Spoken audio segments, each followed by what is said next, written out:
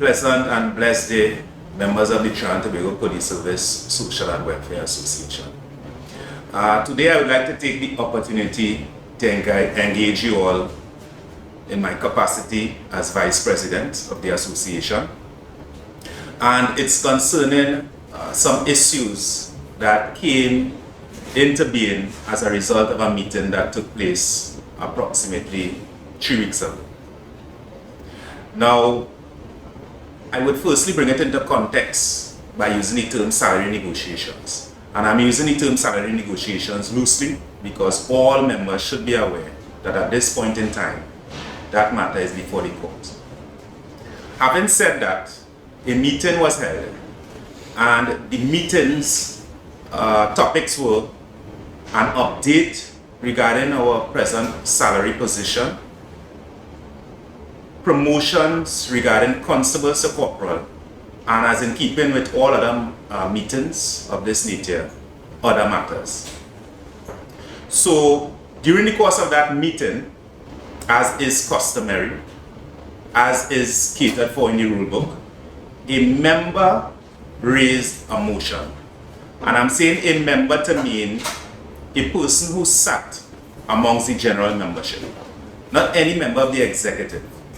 And that person filed a motion to have a particular position adopted regarding salary.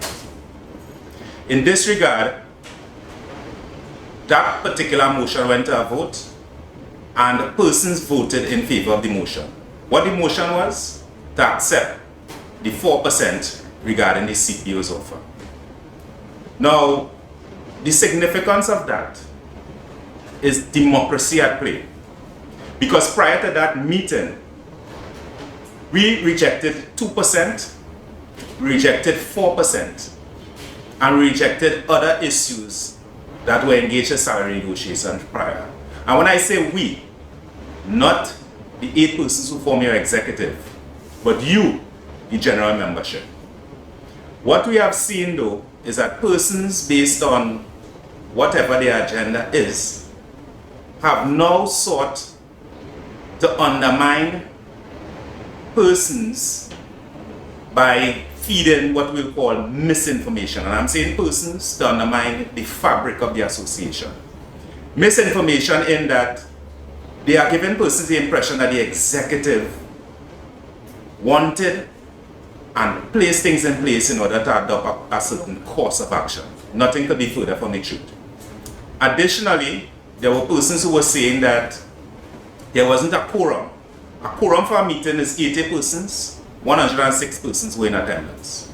Another issue that came to bear was the fact that the meeting wasn't done hybrid. Why wasn't the meeting done hybrid? The meeting wasn't done hybrid because we felt that it was important that persons present themselves for a very important topic. That is one.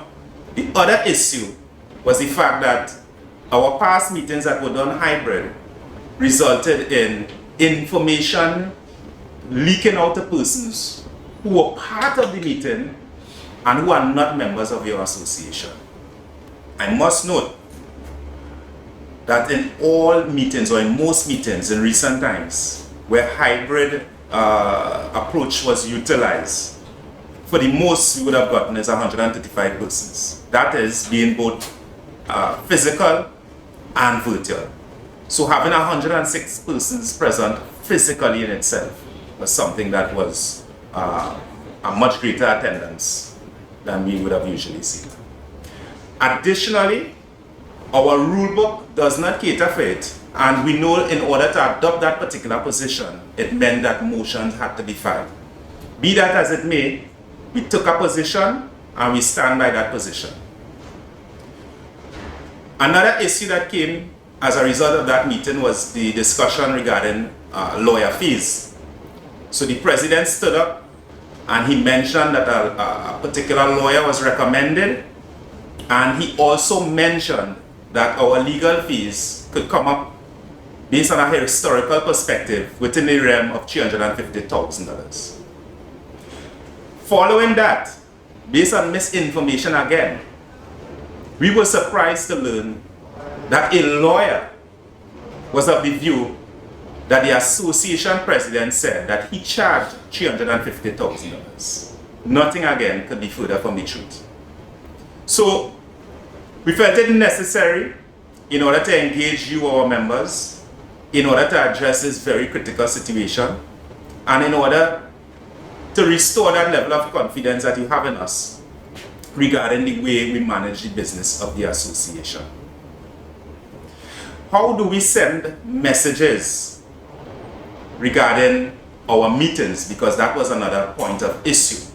Persons felt that they were slighted because they were not made aware of the meeting. Messages are sent via TM, and it is our information regarding that not all persons would give the association the courtesy and have the messages forwarded from their respective divisional command posts. Messages are also placed via Facebook, and there's also a WhatsApp group attached to each division section branch of the Trinidad and Tobago Police Service. So, we felt satisfied that the messages would have gone out, and it would have gone out within a sufficient period for persons to present themselves. The response, though, was that it was lapse in terms of how the communication was made. But what I must say regarding that is that traditionally, we seldom have a large amount of persons turning up for association meetings. So it is nothing strange. In fact, the 106 persons physically present in itself was something that was away from the norm, where usually you'll have the hybrid platform more or less forming the bigger part of the body. And when I say bigger part of the body, complementing those who might be physically present. So I thank you for your time today, and I must assure you that we are working in your best interests, and we are not going to take any decision that is not mandated by you, our general membership. I thank you.